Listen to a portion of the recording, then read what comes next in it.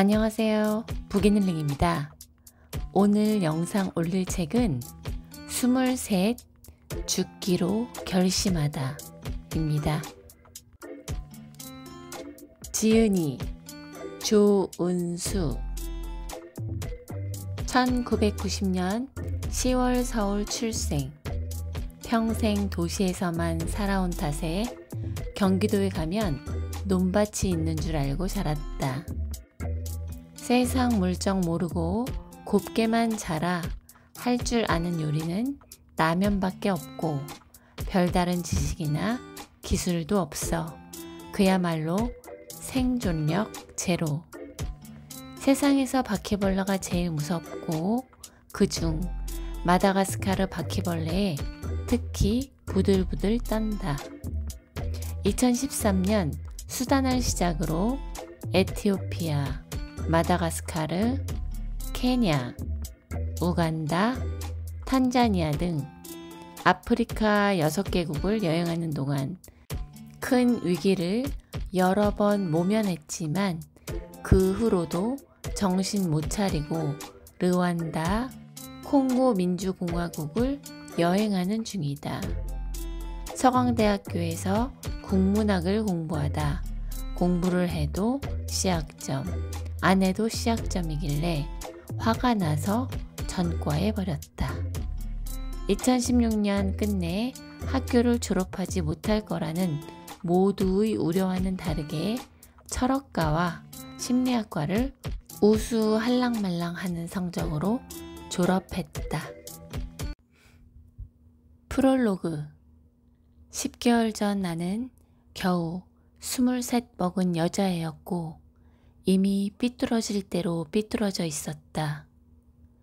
그리고 지난 인생의 19년은 꾸깃꾸깃 구겨 쓰레기통에 처박아 버린 뒤 없었던 걸로 치기로 한 터였다. 차라리 난 4살인 게 나았다. 온실 속 화초처럼 유복한 집에서 곱디곱게 자란 여자애.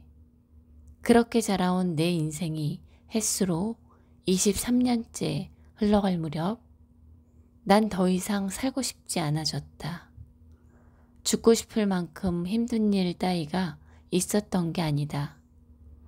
단지 나는 왜 매일을 꾸역꾸역 살아내야 하는지 궁금했을 뿐이었다.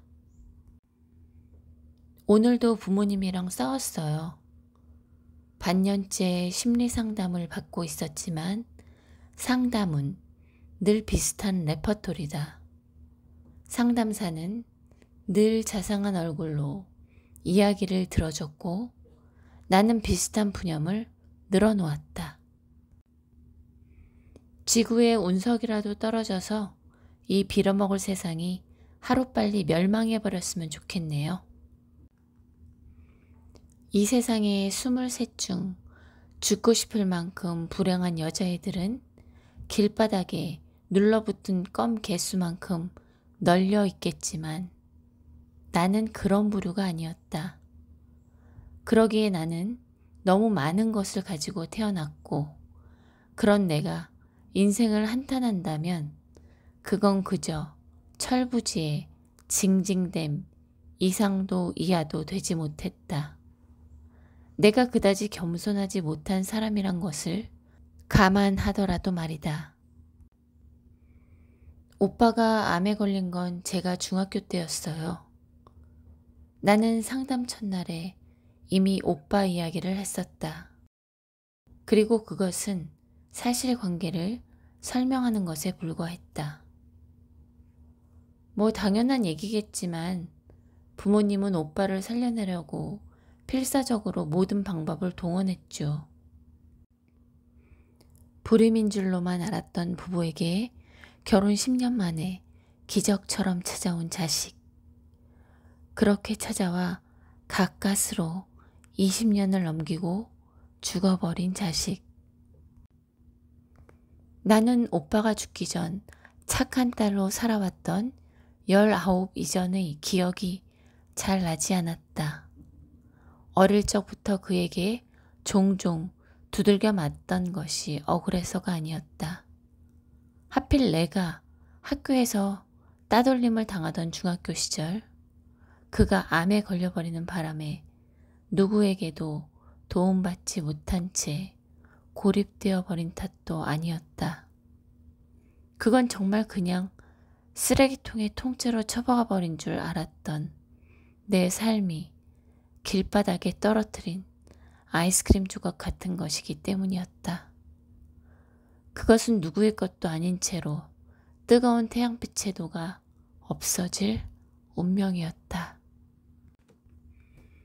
어린 시절 머리가 유달리 비상하고 언변이 좋았던 오빠와 달리 나는 뭐든지 중간쯤 하는 평범하고 어리광 많은 여자아이였다. 나는 그저 엄마 아빠의 기대대로 살아가고 싶었던 말 잘 듣는 딸이었다. 그 기대를 엇나가는 것은 생각조차 해본 적이 없었다. 182cm의 큰 키에 덩치가 산만했던 오빠의 몸은 몇 년에 걸쳐 시든 나무처럼 말라 비틀어졌다. 의사는 충분히 살 수 있다고 했었다. 고작해야 어린 대학생이던 오빠는 자신을 덮쳐오는 죽음 앞에서 대체 어떤 것들을 저울질했던 걸까? 오빠가 죽던 날은 기이한 날이었다. 마쳐야 할 숙제가 있어 밤 10시에 알람을 맞춰두고 얼핏 잠이 들었는데 나를 깨운 것은 알람과 동시에 들린 엄마의 비명소리였다. 앰뷸런스에 실려간 오빠는 심폐소생술 끝에 살아났지만 호흡기 신세를 면하지 못한 채 병원 침대에 눕혀졌다. 그날 나는 홀로 직감했다. 그것이 마지막이라는 것을. 불이 꺼지고 모두가 잠든 어스름한 시간. 오빠와 나는 단둘이 서로를 마주보고 있었다. 그리고 병실안은 죽음 앞에서 실제 시공간과는 상관없는 그런 어그러진 공간이었다. 그 안에서 오빠와 내가 있었지만 그보다 많은 것들이 존재하고 있었고 동시에 그것들은 아무것도 아니기도 했다. 의식이 몽롱한 그는 내게 호흡기를 떼어달라고 부탁했다. 손을 뻗어 그의 숨이 맺혀있는 호흡기를 떼어내자 그의 심박수가 천천히 곤두박질 치기 시작했다. 나는 그 숫자가 무엇을 의미하는지 잘 몰랐지만 이대로 내버려두면 그가 천천히 죽어갈 것이라는 것을 알 뿐이었다. 거꾸로 심박수를 세던 나는 도로 그에게 호흡기를 씌웠다. 쉬었다 뗐다. 쉬었다 뗐다. 아무런 저항도 할 수 없을 정도로 쇠약해진 오빠와의 가볍고 무의미한 실랑이는 다음날 아침 9시가 되어서야 끝이 났다. 오빠의 장례를 치르고 나자 입시는 불과 3개월 앞으로 다가와 있었다. 대학교에 진학하는 것은 내 인생의 전부였다. 나는 그대로 오빠의 죽음을 기억에서 지웠다. 자식 잃은 부모가 남은 아이라도 지켜내겠다는 필사적인 일념으로 고개를 돌렸을 때 나는 이미 모래처럼 손가락 사이를 빠져나간 뒤였다. 나는 집밥을 먹지 않았다. 나는 엄마가 차려주는 밥을 싫어했다. 통금 따위는 개나 줘버린 지 오래였다. 술은 마실 수 있을 때까지 마셨고 집에 가고 싶지 않으면 가지 않았다. 싸우다 지쳐 그저 들어만 오라는 말에도 며칠이고 친구들의 자취방을 전전했고 급기야 엄마는 나를 실종 신고를 하기에 이르렀지만 달라지는 것은 없었다. 아침부터 술이 덜 깨 현관문을 들어서는 내 멱살을 잡고 대체 뭐가 문제냐고, 왜 그러는 거냐고 오열하는 엄마에게 나는 덤덤하게 말했다. 내가 누군지 모르겠어. 그로부터 4년이 흘렀다. 질풍노도 같던 시절을 지나 내 안에 활활 타오르는 불덩이도 차츰 사그라들었고 셀 수 없이 즐겁고 유쾌한 시간들도 지나갔지만 나는 여전히 엉망이었다. 그리고 나는 여전히 혼자였다. 친구들과의 시끌벅적한 시간들이 지나가고 집으로 돌아와 방문을 닫으면 세상의 모든 것이 사라져버리고 등 뒤에 숨어있던 회의와 허무가 나를 비웃듯 덮쳐왔다. 살아야 하는 이유를 모르겠어요. 오빠는 살 수 있었으면서 대체 왜 죽은 거죠? 담담한 내 목소리에 상담사가 물었다. 혹시 가끔 죽고 싶은 충동을 느끼나요? 아니요, 저는 그런 용기는 없어요. 그럼 자해는요? 자해를 해본 적 있어요? 순간 상담실에는 시계 초침이 틱, 틱 하는 소리만 울리는 듯 했다. 긴 침묵 끝에 나는 무엇라고 말을 하려다 말고 고개를 떨구어 버렸다. 무릎 위로 눈물이 후두둑 떨어졌다. 아니, 제가 죽고 싶어서 그러는 게 아니라요. 나는 잘못을 저지른 어린아이처럼 황급히 변명하기 시작했다. 저는 죽을 용기는 없다니까요. 가끔 숨도 쉬기 힘들 정도로 답답해질 때가 있어요. 그럴 때 어디라도 조금씩 상처를 내면 숨이 조금씩 쉬어져요. 상담사는 그날 나를 정신과로 보냈다. 그날부터 나는 하루에 아침 저녁으로 2번씩 처방받은 약을 먹기 시작했다. 그래도 딱히 달라지는 건 없었다. 그날도 다른 때와 다름없던 날이었다. 나는 다음 수업에 가기 위해 강의실을 나와 터벅터벅 걷고 있었다.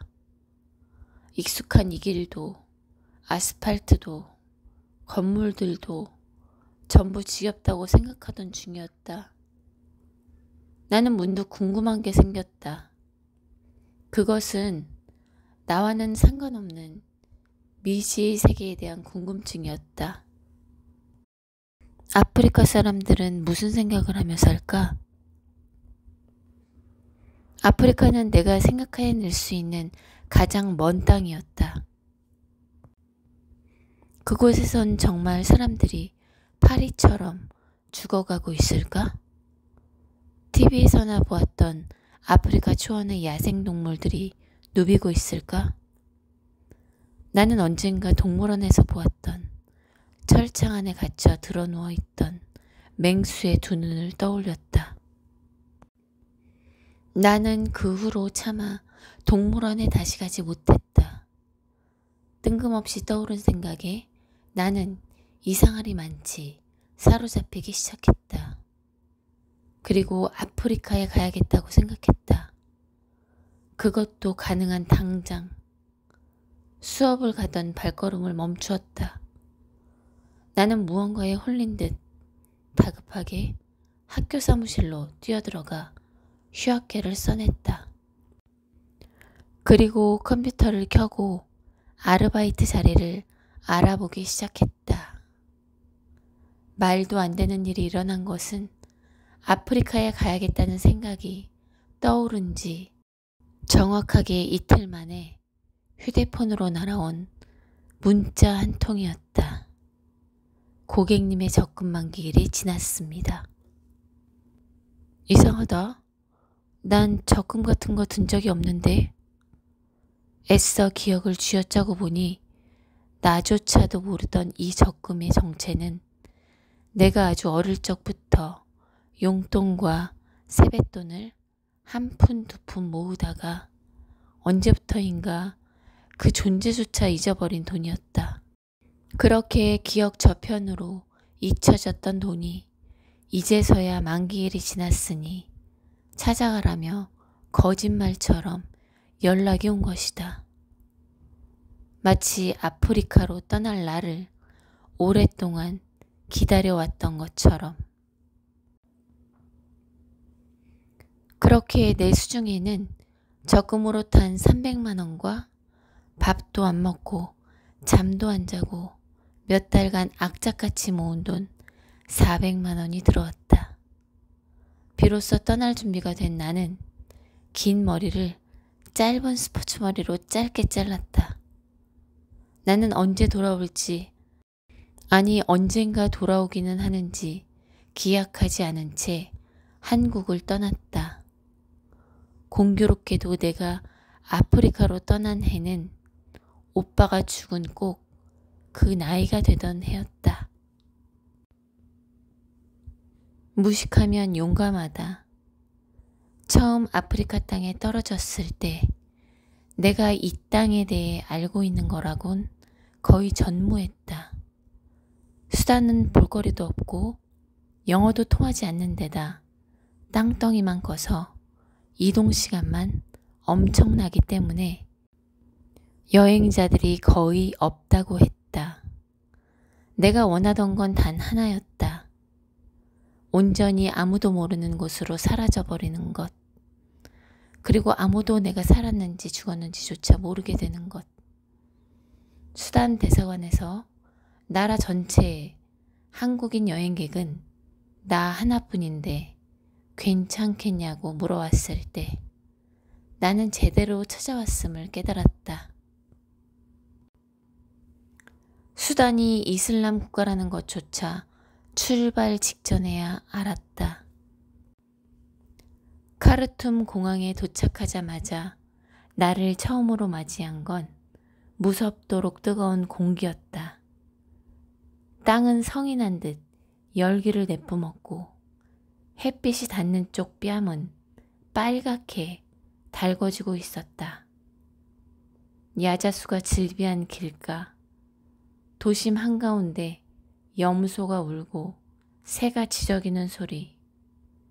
나는 지구 반대편 낯선 대륙에 기어코 발을 디디고야 만 것이었다. 아빠 친구 K씨가 공항으로 마중을 나왔다. 나는 K씨 댁에서 얼마간 신세를 지며 앞으로 여기서 어떻게 살아갈지 차차 생각해 볼 작정이었다. 일단 수단에 오긴 왔는데 이곳은 정말 볼거리도 할 거리도 없는 그저 황량한 사막의 땅이었다. 그래도 운이 좋았던 것은 이곳의 치안이 썩 나쁘지 않다는 사실이었다. 오랫동안 독재 국가였던 수단 길거리에는 제복을 입은 경찰들이 깔려 있었고 그들뿐 아니라 사람들 틈에 일반인으로 위장한 사복 경찰이 잠복해 있다고 했다. 관공서의 사진을 찍을 경우 이유 불문 체포하도록 되어 있는 이곳에서 풍경사진 한 장이라도 잘못 찍었다간 끌려갈지도 모르니 마냥 좋은 것인지는 모르겠지만 말이다. 거리의 사람들은 대부분 이슬람 전통 의상을 입고 있었다. 나는 스쳐 지나가는 사람들의 따가운 눈길을 느끼고 있었다. 그들은 나에게서 시선을 떼지 못한 나머지 내가 지나가는 방향을 향해 고개가 돌아가는 중이었다. 길바닥 곳곳에는 아무렇게나 드러누워 낮잠을 자는 사람들이 있었다. 처음에는 노숙자도 아닌 멀쩡한 사람들이 그렇게 잠을 청하는 모양새가 굉장히 이상해 보였는데 찌는 듯한 날씨에 땀을 뻘뻘 흘리다 나무 밑 그늘이라도 찾아 드러눕는 게 얼마나 천국 같은 일인지 나는 머지않아 알게 되었다. 그 근처에는 늘상 싸구려 플라스틱 의자를 내놓고 차와 커피를 파는 노점상들이 있었다. 도로에는 뼈대밖에 없는 수준이었지만 노란 택시도 돌아다녔다. 에어컨은 기대할 수 없었고 깨진 창문과 고장나 열리지 않는 문은 기본 옵션이었다. 가끔 가다 밑바닥이 뚫려 도로가 훤히 보이는 차도 있었다. 사막은 그저 황량하기만 했다. 이 황량한 사막 속에서 나는 대체 뭘 해야 할지, 뭘 할 수 있을지 몰랐다. 난 한없이 외로워졌다가 그냥 그대로 이 외로움 속에 처박히기로 했다. 수단에 와서 내가 제일 충격받은 것은 바로 술이 불법이라는 사실이었다.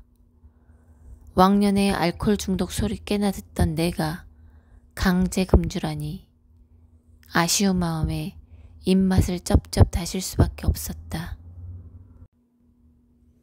K씨의 집에서 시내에 가기 위해 매일 건너는 나일강 다리 아래에는 늘 쪽배들이 정박해 있었는데 그 앞에는 빨간 모래가 깔려 있고 테이블과 의자가 놓여 있었다. 더운 낮 시간 동안 텅텅 비어있던 그곳은 슬슬 해가 지고 열기가 한풀 꺾이면 차를 마시거나 담소를 나누는 아저씨들로 북적거리기 시작했다. 나는 이곳이 무척 마음에 들었다. 나중에 알고 보니 그곳은 세일링을 취미로 하는 수단인들이 모이는 장소였다. 하얀 대문에는 블루나일 세일링 클럽이라는 글자가 쓰여 있었다. 수단에서 세일링이라니 아마도 최상류층이 모이는 곳이 아닐까? 그렇게 매일 출석 체크를 하다 보니 어느새 그곳 사람들과도 안면을 트게 되었다. 구멍난 트레이닝복을 입고 어디서 사은품을 받았는지 기억도 나지 않는 찢어진 싸구려 백팩을 맨 내 옆에는 눈부시게 새하얀 젤라비아의 짐승의 털로 만든 신발을 신은 아저씨가 최신 갤럭시 3로 동영상을 찍고 있었다. 신발이 멋지네요. 무슨 털이에요? 아저씨는 내 칭찬에 으쓱하며 호랑이 털로 만든 값비싼 신발이라 했다. 표범 아니에요? 표범 같은데. 아니야, 호랑이라고. 아저씨는 발끈하며 우겼다. 그나저나 삼성 최신 기종이네요. 그거 좋아요? 서투른 영어의 호랑이 털 신발 아저씨에게 나의 출신을 설명하기에 삼성 휴대폰은 더없이 좋은 물건이었다. 나는 그 휴대폰 만든 나라에서 왔어요. 그렇게 한마디씩 주고받으며 말을 튼 아저씨들이 한두 명씩 늘어갔다. 수단인들은 길거리에서 서성이는 나를 불러들여 어서 밥 좀 먹고 가라며 거리낌 없이 모르는 사람을 초대하는 사람들이었던 것이다. 무시무시한 곳이라던 아프리카 파이터의 눈빛으로 카르툼에 떨어졌던 나는 수단 사람들의 친절에 민망해지고 말았다. 어느 날 세일링 클럽에는 처음 보는 지긋한 나이의 무리가 둘러앉아 커피와 차를 마시고 있었다. 한 명씩 악수를 건네면서 인사를 나누는데 내 시선이 그중 혼자 앳된 얼굴을 한 남자에게 꽂혔다. 헤이, 안녕? 악수를 청하자 그는 놀랍게도 영어로 대답하였다. 그리고 그것은 수단에 온 이래 한 번도 들어본 적 없는 유창한 영어였다. 그는 수단인 아버지와 노르웨이계 미국인 어머니 사이에서 태어나 소년기의 대부분을 사우디아라비아에서 보낸 독특한 이력의 소유자였다. 그의 영어 실력에 놀란 나는 그가 28씩이나 된다는 것에 한 번 더 놀라고 말았다. 앳된 얼굴이 나이가 많아봐야 내 또래일 거라고 생각했기 때문이었다. 이브라임은 다음날 세일링 클럽에서 다시 만났다. 심심한데 시내 구경 가지 않을래? 휘파람을 불며 한 손으로 대충대충 운전하는 그의 모습에 호기심을 참지 못한 내가 고집을 부렸다. 내가 운전해 볼래? 보트 운전은커녕 자동차 운전면허 시험에도 2번이나 실격당했었다고 말하는 내게 이브라임은 두말 않고 운전대를 내주었다. 나는 훗날 이브라임의 SNS에서 그날 작성된 글귀를 발견했다. 한국인들은 지루하다고 누가 이야기해줬는지 기억이 잘 안 난다. 미안 친구. 내가 어제 만난 한국인은 최고였거든. 에필로그. 한국에 돌아온 나는 신기한 것 투성이었다. 눕기가 죄송할 정도로 깨끗한 침대, 틀기만 하면 물이 콸콸 쏟아지는 수도꼭지, 가만히 누워만 있어도 때가 되면 차려져 나오는 밥상. 그건 그렇고 빨래는 대체 왜 해야 하는 건지 이해가 가지 않았다. 한국으로 돌아왔을 때 그렇게 많은 것들이 변했고 또 동시에 많은 것들이 변하지 않았다. 이브라임은 내가 수단을 떠난 후 슬럼프에 시달리다 그의 어머니와 나의 권유로 미국으로 건너가서 살기 시작했다. 가끔 시간을 내서 한국어 공부를 하는 모양인데 아직도 내가 가르쳐준 죽을래? 따라와 수준에서 크게 발전하지 못한 것 같았다. 한편 나는 여전히 제멋대로이고 집안에 둘도 없는 망나니 같은 자식이었다. 아프리카를 방랑하며 큰 깨달음을 얻은 줄로만 알았는데 개가 똥을 끊는 게 빠른 모양이었다. 오빠가 세상을 떠난 지 만 7년이 넘었다. 그러나 나는 여전히 왜 그가 죽었는지 알지 못했다. 따뜻하고 안락한 방으로 돌아온 나는 가만히 서서 낡은 침대를 손으로 쓸어보았다. 오빠가 죽은 이후 나는 여름에는 덥고 겨울에는 춥던 내 방을 놔두고 오빠 방으로 옮겨왔다. 그리고 그가 마지막으로 의식을 잃었던 침대에서 지난 7년간 잠을 잤다. 나는 23살에 영원히 멈춘 그의 나이를 지나 어느덧 26살이 되어 있었다. 얼마 전 문득 나는 엄마에게 이 낡고 삐걱거리는 침대를 버리겠다고 말했다. 새 방을 꾸미기 위해 방을 정리하던 중 나는 빛바랜 분홍색 일기장을 발견했다. 온 아프리카를 휘젓고 다니는 동안 언제나 내 곁에서 떨어지지 않았던 그 일기장이었다.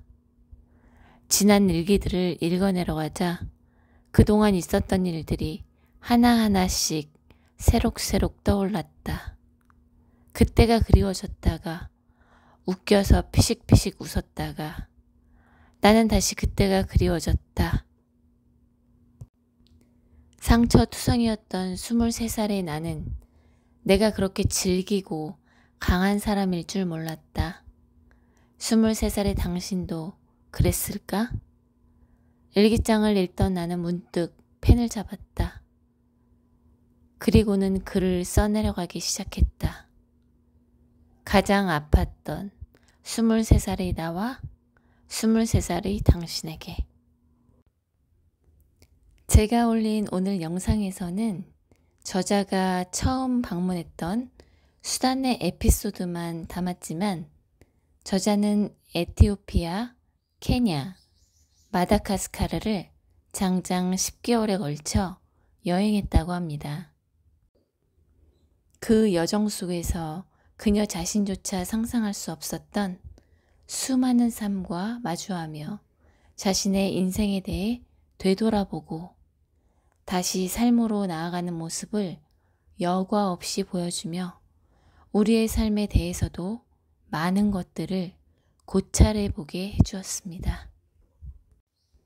인생을 살아가는데 많은 것에 지치고 힘들 때 이 책은 우리를 새로운 삶으로 떠나게 해줄 용기를 북돋게 해주었던 것 같습니다. 그럼 오늘의 영상은 여기서 마무리하겠습니다. 함께 해주셔서 정말 감사합니다.